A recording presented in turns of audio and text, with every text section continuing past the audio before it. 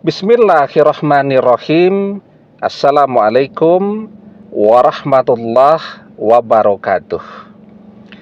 Bapak-bapak, ibu-ibu, mas-mas, mbak-mbak, khususnya adik-adikku sekalian yang dirahmati Allah dimanapun Anda berada. Kembali di IIP Channel bersama saya, IIP Wijayanto. Kali ini kita akan membahas tema ciri-ciri mantan yang pura-pura bahagia bersama orang ketiga. Ya. Nah, jadi pertanyaannya sekarang, apakah mantan itu betul-betul bahagia bersama orang ketiga? Jadi ada tuh pertanyaan di komen ya, saya baca. Ustadz, apakah mantan yang sudah benar-benar bahagia bersama orang ketiga masih bisa kembali kepada kita, kan gitu ya. Nah, jadi pertanyaannya yang di awal tadi, itu mantan betulkah bahagia ataukah acting bahagia, pura-pura bahagia? Karena orang yang benar-benar bahagia dengan orang yang berpura-pura bahagia, walaupun kelihatannya sama, tetapi kalau kita teliti, kita jeli melihatnya, ada perbedaannya. Ya, apa itu perbedaannya? Nah, tapi sebelum kita bahas perbedaannya, jangan lupa ya yang belum subscribe untuk memencet tombol subscribe dan menyalakan lonceng notifikasi agar Anda mendapatkan pemberitahuan video-video terbaru dari channel kesayangan kita ini. Dengan subscribe, doa-doa kita selalu terhubung sehingga kita selalu bisa berdoa bersama-sama ya. Dan jangan lupa subscribe itu gratis ya. Nah, jadi apa ciri-cirinya kalau mantan itu pura-pura bahagia saja? Dia menampilkan, memamerkan pasangan barunya atau orang ketiga tadi. Kalau mantan betul-betul bahagia, dia juga memamerkannya, tapi tidak sering. Karena orang yang benar-benar bahagia itu adalah orang yang benar-benar sibuk di dunia nyata.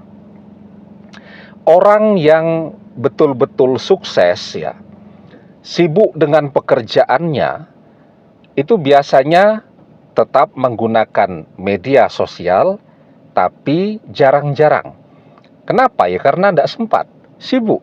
Ya, orang yang benar-benar bahagia juga begitu, bahagia dengan kebersamaannya, ya, banyak bicara dari hati ke hati dan seterusnya.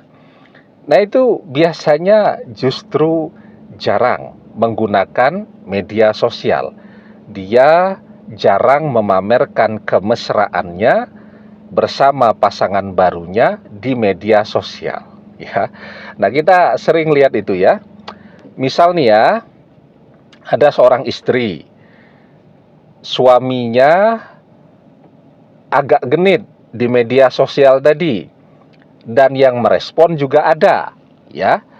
Nah, jadi ada teman-temannya di media sosial yang merespon genitnya si suami tadi dengan rajin komen, komen yang mesra dan seterusnya. Apa yang dirasakan oleh istri yang melihat suaminya mulai tebar-tebar pesona? Dia tidak bahagia. Ya. Apa yang kemudian dia lakukan untuk memagari suaminya? Kalau kemarin-kemarin menggunakan media sosialnya sendiri-sendiri. Sekarang setelah tahu suaminya rajin tebar pesona, mulai nyari cewek-cewek yang baru, daun-daun muda dan seterusnya. Maka untuk memagari suaminya tadi agar jangan sampai digoda oleh wanita lain, sekarang mulai rajin tuh posting foto pernikahan, ya, posting foto keluarga, dan seterusnya. Padahal kemarin-kemarin tidak pernah. Sekarang jadi rajin. Tujuannya apa? Untuk memagari suaminya. Pesannya, ini suami saya, jangan digoda. Nah, gitu. Jadi ketika ada peningkatan itu, justru tanda bahwa sekarang dia tidak bahagia. Nah, artinya tanda ketika mantan berpura-pura bahagia bersama orang ketiga, ketika dia memamerkan, mempresentasikan pasangan barunya tadi atau orang ketiga tadi secara berlebihan, ya. Kenapa berlebihan? Ya, pencitraan untuk menunjukkan bahwa dia bahagia. Kalau dia betul-betul bahagia, dia tidak perlu mencitrakan itu, ya. Ketika dia tidak bahagia, dia kecewa, dia tidak menemukan kebahagiaan yang dia harapkan bersama orang ketiga. Untuk menyembunyikan itu semua, maka dia berusaha mencitrakan dirinya bahagia. Caranya dengan memamerkan kemesraan, kebersamaannya dengan orang ketiga secara berlebihan. Jadi jelas ya, itu adalah tanda bahwa mantan sesungguhnya tidak bahagia. Jadi kalau kita melihat sepertinya mantan sudah bahagia deh bersama orang ketiga, tunggu dulu.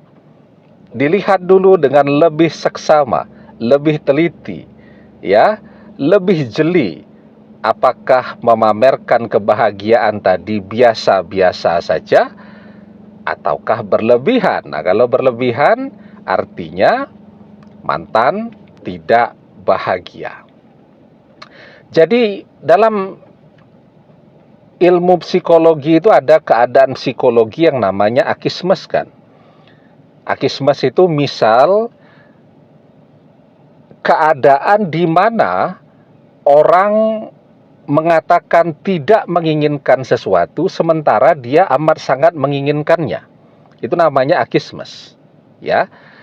Nah, jadi dia pengen makan, dia lapar. Ditawari makan, jawabannya saya sudah kenyang, padahal laparnya luar biasa. Namanya akismes. Jadi biasa tuh, ya. Orang menampilkan sesuatu yang bertolak belakang dengan realita yang dia rasakan. Nah, jadi pertanyaannya, apakah mantan yang kelihatannya sudah bahagia bersama orang ketiga masih bisa kembali kepada kita? Jawabannya bisa. Ya, yang penting sekarang kita lakukan adalah berusaha membuat diri kita menjadi seseorang yang diinginkan oleh mantan. Kita sudah punya banyak keunggulan ya. Kita tidak pernah mengecewakan mantan, kita tidak pernah mengkhianati mantan, kita setia kepada mantan, dan mantan justru yang mengkhianati kita. Nah, kelebihan kita inilah yang akan selalu membuat hati dan pikiran mantan tertambat, ya, terikat kepada kita. Kenangan-kenangan kebaikan kita itu akan selalu mantan ingat, apalagi ketika dia sedang dikhianati, dikecewakan oleh orang ketiga. Dan manusia selalu seperti itu. Hatinya selalu condong mencintai orang yang baik dan setia kepada dia. Jubilatil qulub ala hubbi man ahsana ilaiha wa bukhdi man asa'a ilaiha. Tabiat hati akan selalu mencintai orang yang baik kepadanya dan membenci orang yang tidak baik kepadanya. Demikian, semoga bermanfaat.